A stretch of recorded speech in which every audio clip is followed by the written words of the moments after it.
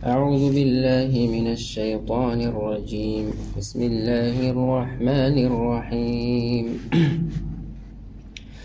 وجاوزنا ببني إسرائيل البحر فأتوا على قوم يعكفون على أصنام لهم قالوا يا موسى اجعل لنا إلها كما لهم آلهة قال إنكم قوم تجهلون إن هؤلاء متبر ما هم فيه وباطل ما كانوا يعملون قال أغير الله أبغيكم إلها وهو فضلكم على العالمين وإذا أنجيناكم من آل فرعون يسومونكم سوء العذاب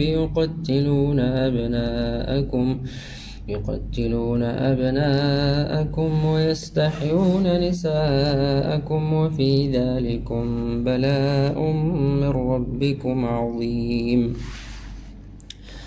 وواعدنا موسى 30 ليلة وأتممناها ب10 فتم ميقات ربه 40 ليلة.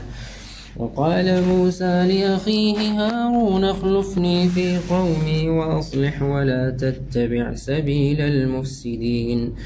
ولما جاء موسى لميقاتنا وكلمه ربه قال رب أرني أنظر إليك قال لن تراني ولكن انظر إلى الجبل فإن استقر مكانه فسوف تراني فلما تجلى ربه للجبل جعله دكا وخر موسى صعقا فلما أفاق قال سبحانك تبت إليك وأنا أول المؤمنين.